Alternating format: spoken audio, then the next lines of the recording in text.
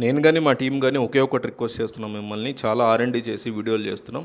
భారత్ మాతాకి జై అని ఒక్క కామెంట్ ఇవ్వండి చాలు. మాకు కొండంత బలం మీరు ఇచ్చే ఒక కామెంట్. లైక్ అడగట్ల, సబ్స్క్రైబ్ అడగట్ల.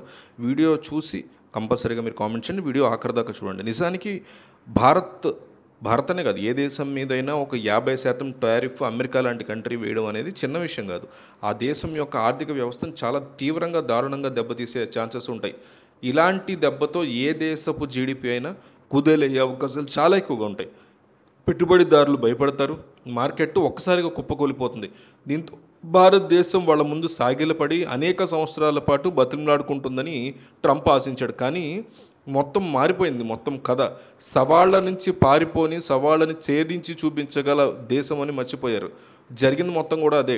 శత్రువులు తమ గెలుపుని ఆస్వాదిస్తూ ఉండగానే మన దేశం మొట్టమొదటి గట్టి చెంపదెబ్బ కొట్టింది. 2025-2026 ఆర్థిక సంవత్సరానికి సంబంధించిన మొదటి త్రైమాసికం ఏప్రిల్ నుంచి జూన్ వరకు జీడిపి యొక్క వృద్ధి 7.8%తో పెరిగిందని వార్తలు వస్తున్నాయి. ఇది మామూలు నెంబర్ కాదు.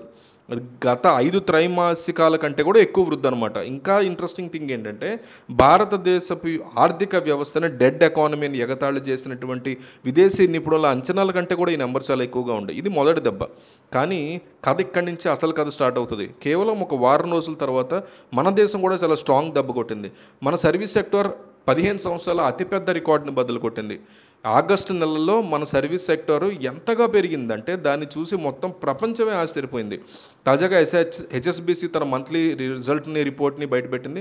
అది చూసి నిజంగా వెస్ట్రన్ కంట్రీస్ కళ్ళు తేలేసాయి. జూలైలో హెచ్ఎస్బిసి ఇండియా సర్వీస్ బిఎంఐ అంటే సర్వీస్ సెక్టర్ స్పీడోమీటరు 60.5 వద్ద ఉంది.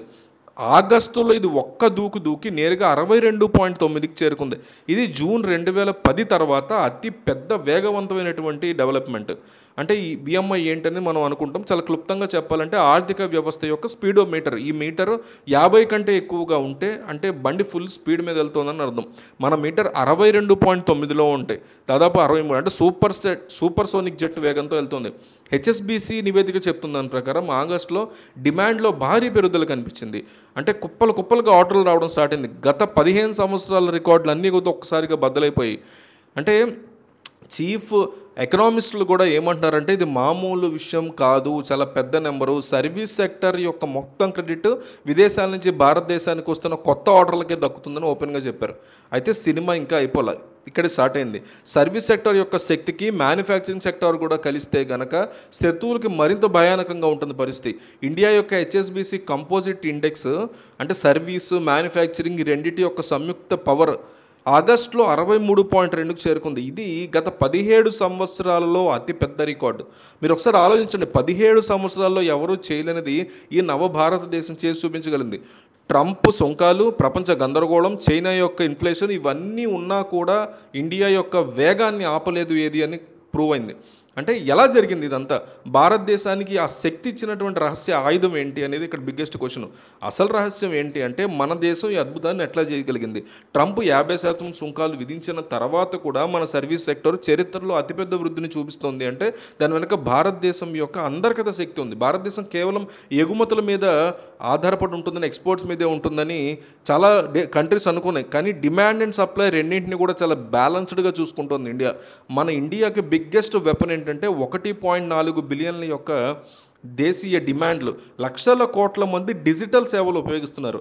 ఆన్లైన్ దగ్గర నుంచి ఆరోగ్య సంరక్షణ వరకు, ఈ కామర్స్ దగ్గర నుంచి బ్యాంకింగ్ వరకు, ఈచ్ అండ్ ఎవ్రీథింగ్ ప్రతి సెక్టార్లో కూడా భారతీయ కంపెనీలు రేయింబౌళ్ళు పనిచేస్తున్నారు. దీని ప్రయోజనం నేరుగా మన సర్వీస్ సెక్టార్కి అందుతుంది. అంటే ఇది ఒక రైతు తన అందుబాటులో ఉన్నటువంటి చెరువు నీటితో పొలం పండించుకునే విధంగా అనమాట. భారతదేశం కూడా అదే చేసింది. ప్రపంచం తలుపులు కంప్లీట్గా మూసుకుంటే మన దేశం దేశీయ మార్కెట్ల కోసం కూడా తలుపులు తీయగలిగింది. దీని కారణంగానే కొత్త ఆర్డర్లు వేరే దేశాల నుంచి మాత్రమే కాకుండా దేశీయ మార్కెట్ నుంచి కూడా చాలా గట్టిగా రావడం స్టార్ట్ అయింది. మన సర్వీస్ సెక్టర్ ఇంత వేగంగా పెరగడానికి కారణం విదేశీ అట్లాగే అంతర్జాతీయ మార్కెట్ నుంచి వచ్చినటువంటి బలమైన మార్కెట్లే ఆర్డర్లోనే హెచ్ఎస్బిసి అంటుంది.